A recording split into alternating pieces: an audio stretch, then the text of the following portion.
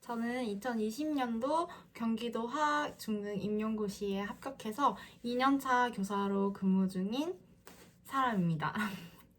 네, 오늘은 이제 2차 수업 시연을 주제로 영상을 준비해봤는데요. 크게 첫 번째, 수업 시연에서 꼭 들어가야 할 요소. 그리고 두 번째는 과학과 수업 시연에서 들어가면 좋을 부분. 그리고 세 번째는 수업 시연할 때 주의사항. 이렇게 세 가지로 구성을 해봤습니다. 영상의 모든 내용들은 중립을 최대한 지키려고 했지만 제 개인적인 의견이 들어갈 수밖에 없다는 점 이해해 주시고, 제 말이 꼭 답은 아니니까 여러 사람의 말을 들어보시고 본인의 판단하에 옳은 방향으로 준비하시면 될 것 같습니다.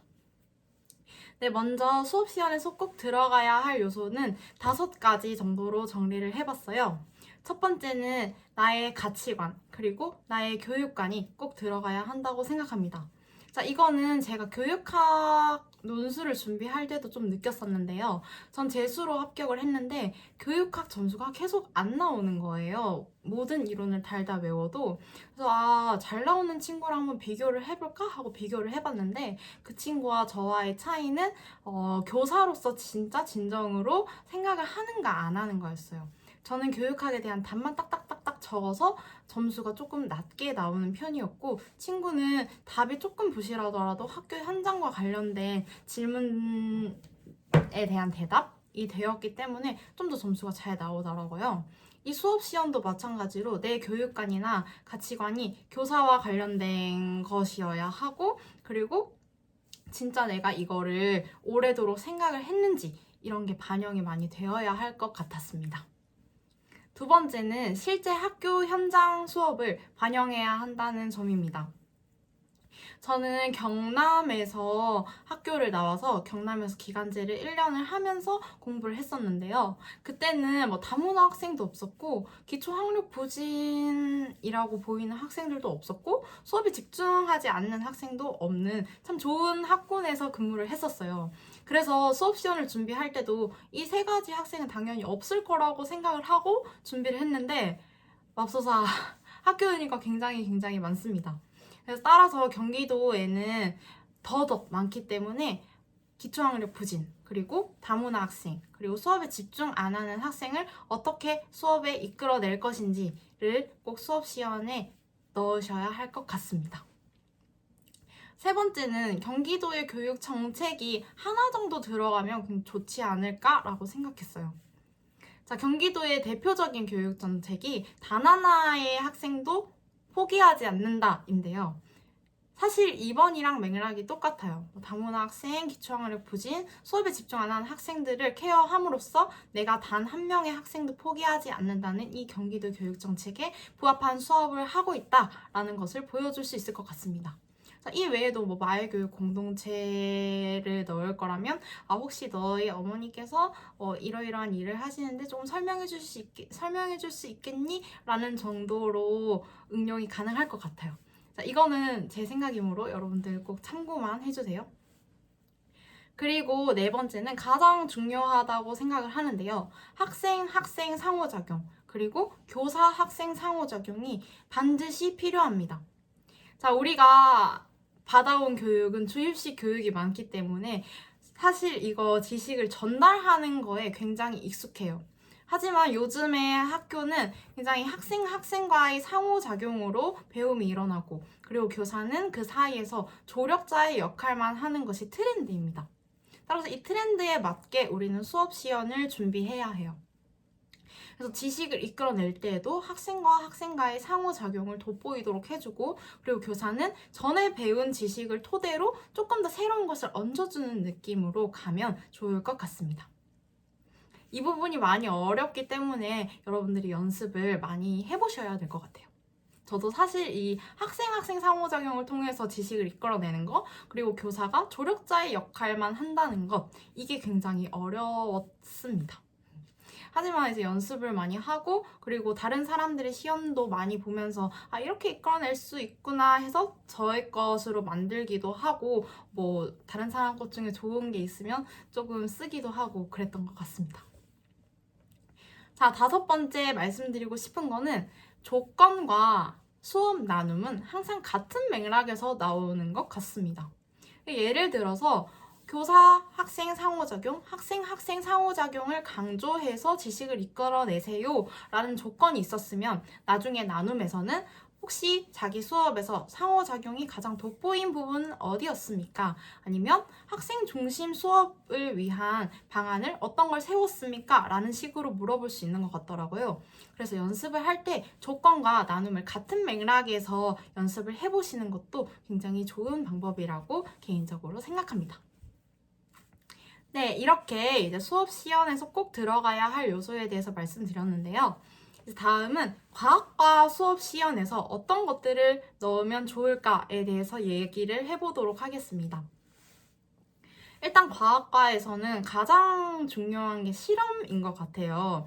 그래서 이제 실험을 넣는 지역도 굉장히 확대를 많이 하고 있죠.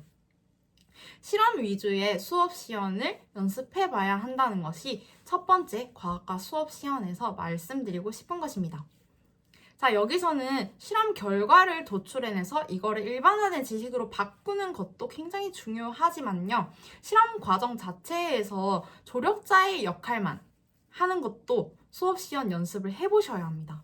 자, 저는 지식이 무조건 있어야 된다라고 생각을 해서 지식을 이끌어내는 것 위주로 연습을 했었는데요. 실제 제가 시험을 봤을 때 나온 문제는 실험 과정에서의 조력자의 역할만 하고 지식을 이끌어내기 전 단계까지였습니다. 굉장히 당황스러웠던 기억이 나는데요. 여러분들은 저 같은 실수를 하지 않으시게끔 꼭 실험 과정에서 조력자의 역할, 그리고 조원들의 의견을 듣는 것, 그리고 이 조원에서 소외되는 학생들을 어떻게 이끌어낼 것인지 이런 것들을 중심으로 많이 연습해 보시면 좋을 것 같습니다. 자, 두 번째는 첨단 매체를 사용하면 좋을 것 같아요. 첨단 매체라 함은 이제 온라인 수업이 확대되면서 구글 클래스룸 아니면 뭐 띵커보드 아니면 패들렛 등등 많은 것들이 생겨나고 있는데요. 자, 이런 것들을 잘만 이용한다면 과학과 수업 시연에서는 굉장히 유리한 도구가 될 수 있을 거라고 생각합니다. 자, 근데 사용할 때 그 매체에 대해서 완전 확실하게 알고 사용하시는 것을 추천드려요. 꼭 한 번은 이걸 수업 현장에서 사용을 해보거나 내가 직접 여기에다 뭘 올려보거나 하는 식으로 해보시고 사용을 하셔야 합니다. 자, 어영부영 넘어갔다가는 이제 감점당하는 경우가 생길 수 있어요. 저 같은 경우에도 구글 클래스룸이 뭔지 모르고 그냥 여기에다 올리세요 라고만 이야기했는데 이렇게 하니까 좀 하나마나 한 듯한 느낌이더라고요. 그래서 여러분들이 첨단 매체를 사용하실 거면 그 매체에 대해서 확실하게 알고 사용하시는 것을 추천드립니다. 자, 세 번째 주의할 점은 학생의 오개념에 너무 집착하지 않는 것입니다. 우리 과학과 수업 시간 한 번이라도 연습을 해보신 분이라면 오개념이 하나 생겼을 때 이것을 풀어주기 위해 어떻게 해야 하지라는 고민을 많이 하셨을 것 같은데요. 그냥 간단하게 풀고 넘어가시는 방법을 추천드립니다. 실제 현장에서 이 오개념 때문에 당황해버리면 전체가 망해버릴 수 있어요. 그래서 제가 추천드리는 방법은 학생과 학생의 상호작용으로 풀어나가는 방법을 추천드립니다. 누구누구가 이렇게 말했는데 혹시 누구누구는 어떻게 생각해? 이렇게 생각하는구나. 혹시 그럼 다른 친구들은 어떻게 생각하니? 라고 하거나 아니면 아까 이번에 말씀드린 제가 첨단 매체를 사용해서 그러면 여러분 이거에 대한 의견을 한번 올려볼까요? 라는 식으로 해서 해결을 간단하게 풀어나가는 것을 추천드립니다. 안 그러면 너무 이게 미궁 속으로 빠져버리고 15분밖에 없는 시간인데 5개념을 바로잡기 위해서 5분? 뭐 이렇게 쓰는 거는 아깝잖아요. 그죠? 그래서 네, 5개념에 너무 집착하지 않으셨으면 좋겠습니다. 자, 네 번째는 성취 기준의 수직적 연계성을 파악하는 것이 중요하다고 생각합니다. 자, 과학 같은 경우에는 예전에 배운 것에서 추가되어서 또 새로운 것을 배우고 그 다음에 또 추가되어서 또 새로운 것을 배우고 이런 수직적인 계열성이 굉장히 돋보이는 과목인데요. 그래서 전 학년에서 뭘 배우고 그리고 이후의 학년에서는 어떤 내용을 배우는지를 정확하게 알아야 내가 나온 학년, 그 수업 시간에 나온 학년에 맞는 개념을 정확하게 전달할 수가 있습니다. 자, 만약에 이걸 이제 잘못 전달하게 되면 교육과정을 얘가 파악을 잘 못했구나 라고 생각해서 감점될 수 있겠죠. 이게 바로 이제 학생의 선 개념을 파악하는 일이니까 여러분들 지금 수업 시연 준비를 하시면서 꼭 성취 기준 반드시 계열성에 맞게 공부를 하시길 바래봅니다. 네. 자, 그리고 이제 나머지 두 가지는 많이 받는 질문들에 대한 건데요. 첫 번째 질문은 탐구 활동만 보면 되나요? 라는 거였어요. 탐구 활동만 보면 안 된다고 생각해요. 나와 있는 탐구 말고 그 내용 가지고도 사실 이걸 설명하라고 나올 수도 있어요. 사실 뭐가 나올지는 아무도 모르는 거잖아요. 그래서 모든 내용을 다 보는 것이 맞다고 생각합니다. 네, 탐구 위주로 보는 건 굉장히 도박과 위험한 행동이 아닌가, 네, 판단이 돼요. 사실 교과서마다 탐구가 다 다르게 나오잖아요. 그래서 어떤 교과서에서 어떤 탐구가 나올지 모르니까, 네, 모든 내용을 다 보시고 어떤 내용이 나와도 내가 할 수 있게끔 준비가 되는 것이 중요하다고 생각합니다. 그리고 두 번째 받은 질문은 이제 화학에서는 투가 있잖아요. 지구과학도 마찬가지고 물리, 생물도 마찬가지지만 그래서 투 과목은 제껴도 되나요? 라고 물어보시는데 투 과목 더 이상은 제낄 수 없다고 생각합니다. 자, 나올 만큼 많이 나왔어요. 이미 우려먹기가 많이 된 상황이기 때문에 제 생각에는 투가 한번 나올 때가 되지 않았나 싶거든요. 화학에서 예를 들자면 이상기체 방정식을 실험을 통해서 유도하는 그런 수업 시연이 나올 수도 있지 않을까 싶기 때문에 투 과목을 제끼는 것은 비추천드립니다. 네, 이렇게 과학과 수업 시연에서 6가지의 주의할 점을 알려드렸는데요. 마지막으로는 수업 시연 전체에서 주의사항을 3가지 정도 말씀드리겠습니다. 자, 첫 번째는 상호작용 위주로 연습하시는 것을 추천드려요. 실제 가보니까 문제는 많은 것을 요구하지 않아요.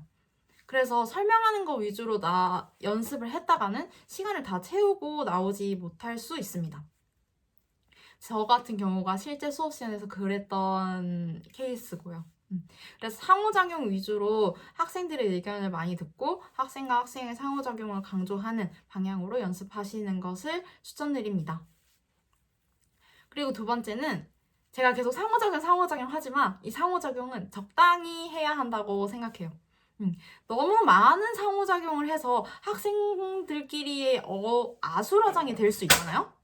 그래서 이 상호작용을 너무 많이 하다 보면 조건을 못 지키고 끝나게 되니까 적당히 개수를 정해가지고 치고 빠지는 게 중요하다고 생각해요.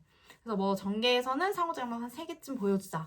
아니면 도입에서는 하나쯤 하자. 이런 식으로 질문의 개수를 정해놓고 치고 빠져주세요. 마지막으로 수업 시연할 때 주의사항은 말끝을 흐리지 않는 것입니다. 자, 했죠. 했어요. 이렇게 하다 보면 사실 엄청 지루하게 돼요, 수업이. 그래서 많은 사람들을 심사하는 이 심사위원분들은 굉장히 더 지루하게 느끼겠죠.